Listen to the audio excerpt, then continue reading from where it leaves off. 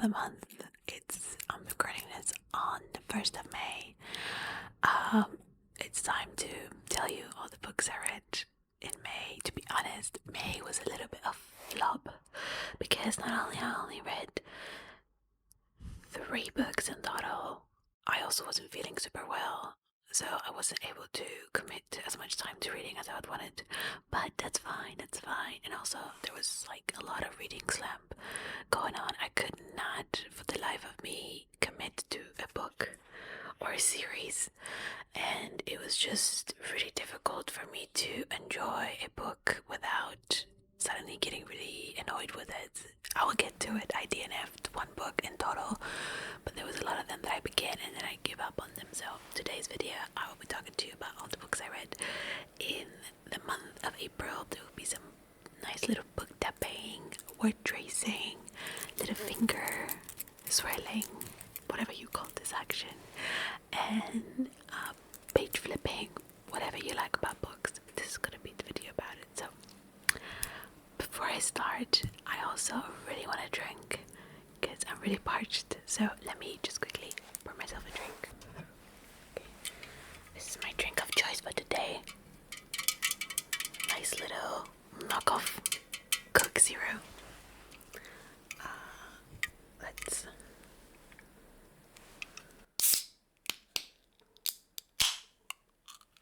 Hopefully that wasn't too loud. And now we're gonna pour it in a lovely little glass filled with ice.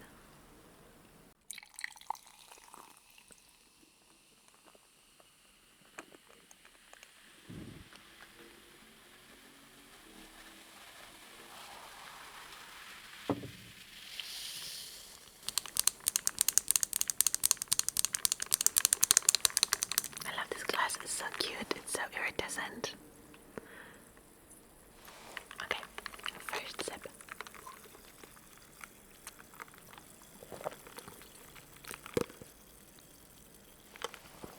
Fabulous.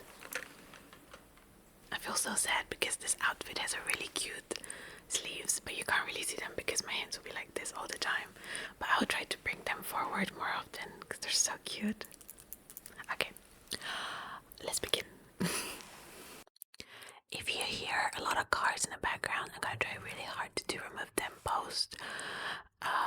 during my post, but honestly, I live right next to a street and a lot of people around me just love to use the loudest cars and loudest motorcycles possible, so I'm trying my best and really sorry in advance, but my example whatsoever. But let's keep going.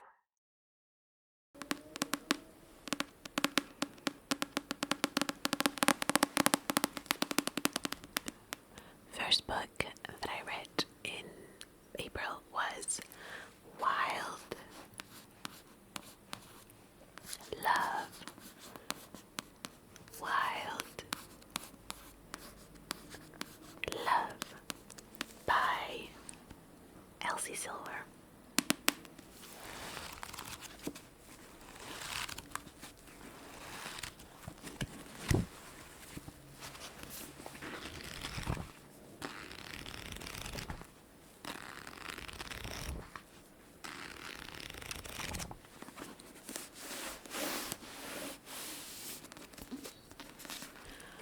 I'll be absolutely honest with you, I was not having as much of a good time reading this book as I did the Chestnut Ridge series by Elsie. In a previous video where I was talking about all the books I read in March, I said that I finished the Chestnut Springs and I was very excited to go ahead and start this book series because I come to really enjoy Silver's writing. But this book fell a little bit short for me. I found Ford to be your typical billionaire boyfriend, if that makes sense. Like, I find those type of boyfriends to be a bit overwashed and overdone if they're not done well, and yeah, I just had an okay of a time. I feel like Ford and the whole storyline with the surrogate child that he was a sperm donor to appearing in his life was a bit strange. Me just saying this line without telling you what this book is about might be a bit weird, but basically Ford is a billionaire and one day a child appears on his newly built house doorsteps saying that you're my dad biologically and I need your help. And I don't know why, but I found it to be a bit strange because I feel like, I don't know, the law is enough to tell you if it's wrong, but I would think that in this position, Ford holds no position to, I don't know, look after the child. I don't know. It kept bothering me that all of a sudden he felt this paternal connection with the child, even though, like, he didn't even know they existed. But anyway, and the main character, Rosie, was also a bit too pixie, maniac pixie type. I did really enjoy how in this world Rosie again tackles an important topic subject, which is essay in a workplace, and I liked how she tackled it from the female perspective. I think that's what kind of mainly made me want to keep reading, because I wanted to see what would happen. But overall, this book felt so flat to me and I was so heartbroken. I gave it 3 stars. But I did buy the rest of the book series. They're like there in the corner, they're easy, because I really am committed to enjoying Elsie Silver books, and I heard that these books get better, hopefully, so we'll see. Yeah, 3 stars. I was a bit sad, so let's see what else. I forgot to ask as well if you guys like my new setup, because my boyfriend was very sweet and he helped me bring my setup closer to present my beautiful bookcase and all the little cute things I like to put up on it. I thought it would be cooler to have a look at it, and rather than look at just the back of my living room. If you're enjoying it, let me know, because I can also show you up close all the books I have and whatnot in an ASMR style, like tapping and whatnot. Let me know. The next book.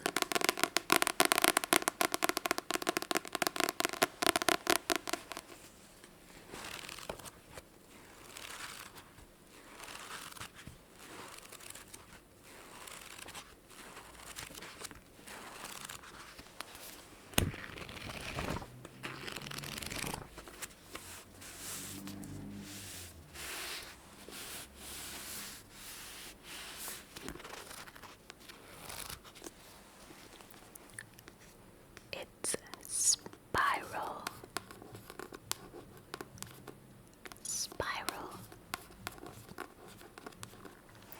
By Balcabra. I hope I'm pronouncing that right. Calcabra. Unfortunately, I had to get that stupid sticker edition. It's not my favorite thing when they do that, because it's kind of like I just want this book to be on its own, but whatever. I have my issues with some of the publishing houses and their choice of book covers, but anyway, this book is the second book in her series. I don't even know what the series is actually called, but the first book went super viral. I think sometime, honestly, just after pandemic, called Collide. I have it just right there, the little green one. Now, I will be 100% honest, I cannot make my mind when it comes to this author. Ball is an author that I will be reading and I will be rolling my eyes out every 5 seconds, because she writes such a overly sweet story, and the writing style and her characters are just almost too quirky to be realistic, if that makes sense. But at the same time, I can't put the book away. For some reason, I keep reading more and more and more and more until I get to the end and I realize I read the whole book.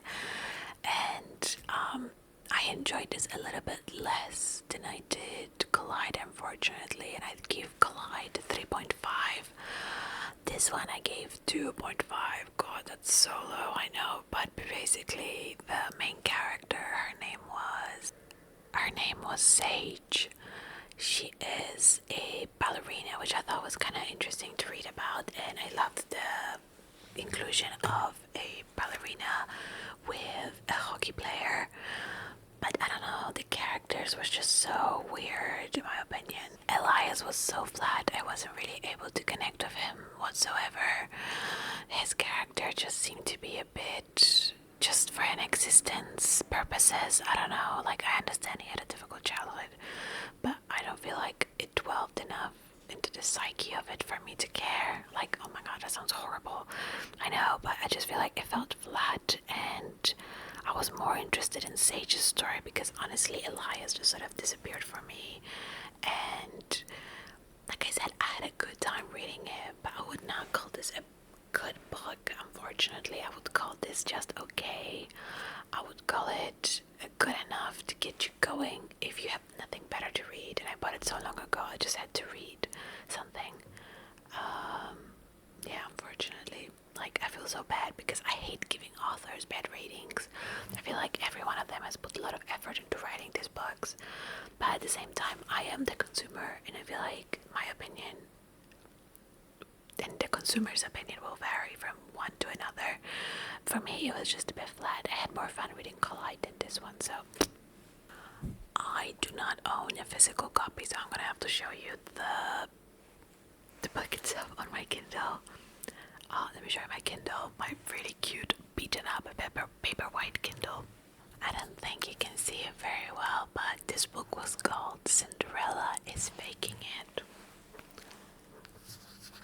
Cinderella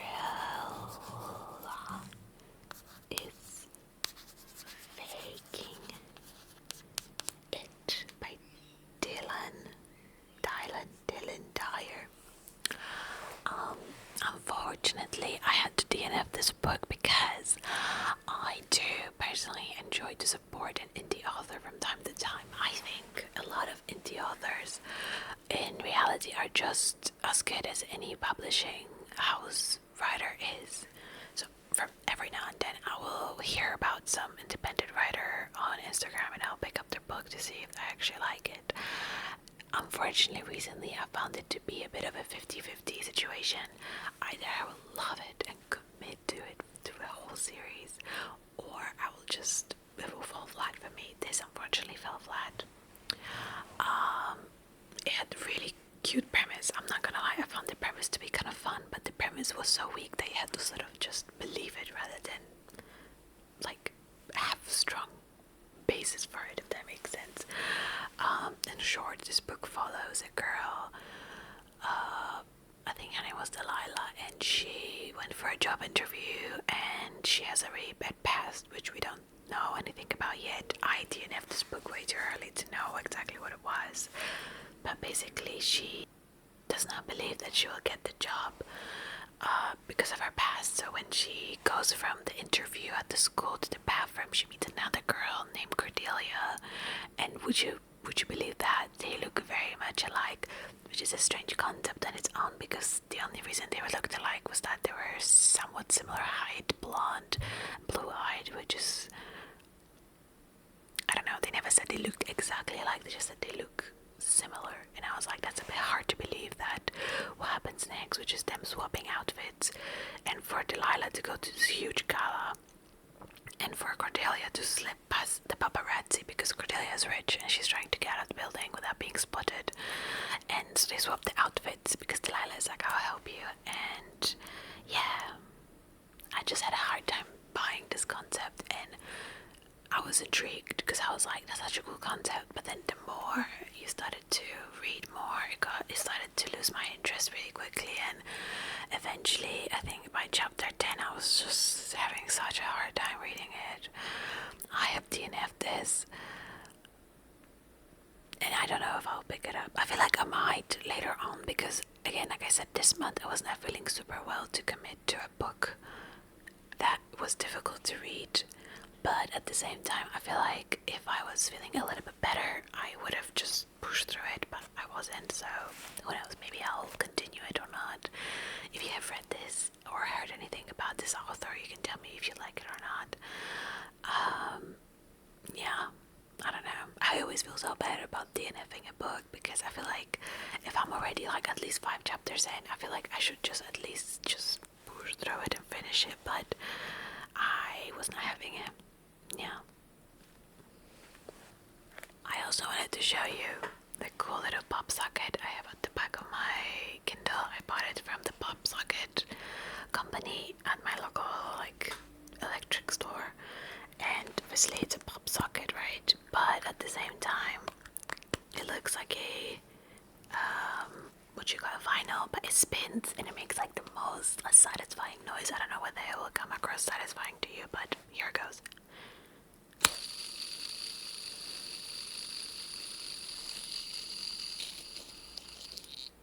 It's like a fidget spinner.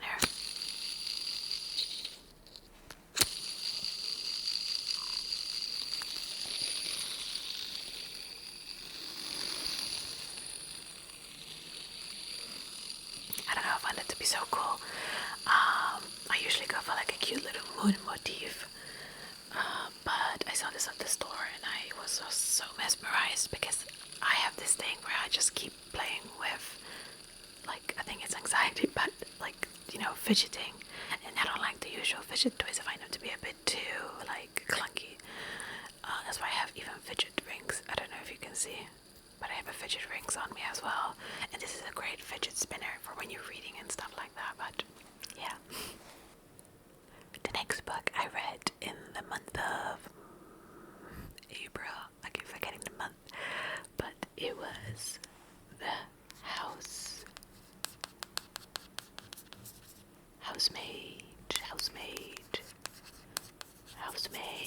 by Frida McFadden. I was so nervous to try this book because I am not a thriller reader. I know this book went really viral on TikTok so long ago, I think 2 years ago, or even 3 years ago, because it was 2022. And I just don't dip my fingers in criminals or thrillers or anything that does not make me feel good, if that makes sense. But my boyfriend recommended that since I have a reading slump and I had such a hard time to even stay with one book, he was like, why don't you try a completely new genre? And I was like, that's such a smart idea. And I remember this book, so I bought it, and I was honestly so surprised how much fun I had with it. And before I say why, I'll tell you that I did give this book a 3 out of 5. Not because it was bad, but I would say it promised a lot of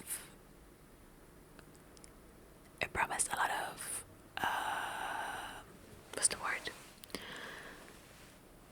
Plot twists. There we go, I forgot the word. They promised a lot of plot twists, and there was a lot of plot twists, but I feel like majority of them I predicted.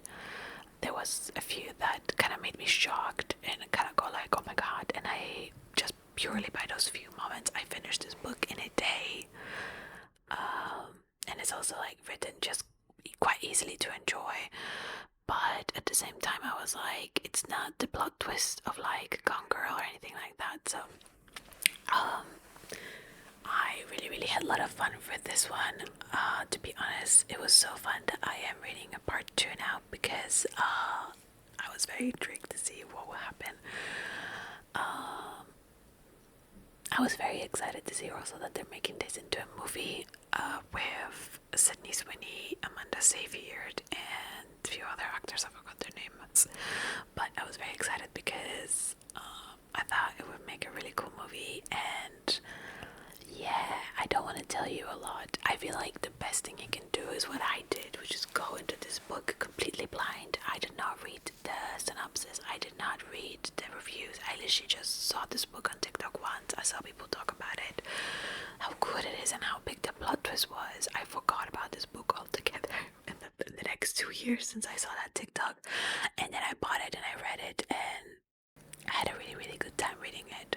It's written quite nicely. I feel like Frida McFadden has a nice way of writing because it's simple and also easy to follow, and I feel like it's a good introduction to thrillers and like crime dramas, if that makes sense. It's simple enough, especially to those that don't necessarily delve into those genres. So we'll see, maybe all of a sudden I'll become like a little thriller reader all of a sudden, but it was fun. Like, it wasn't groundbreaking and freaking like Pulitzer style writing, no, but at the same time it was really fun. Okay, my lovelies, I'll have to end this video now. I had a lot of troubles. So many different things are going on right now. Noises outside, neighbors outside, my setup is squeaky, and my boyfriend is at home making little noises too, so I'm really sorry if that will be sort of less of an enjoyable video than usual. I'll work on that for the future. But if you're still with me, if you watched till the end, I want you to leave your books that you read in the month of April, and if by any chance read the same books, if you agree with my opinions or not, and if you know any good books to read based on what you know I like, I would very gladly appreciate, because I need some good book recs. And yeah, I hope you have an amazing day. I hope you're looking after yourself, and I hope you're going to have a fabulous the rest of the week, wherever you are. And yeah, I'll see you in the next one.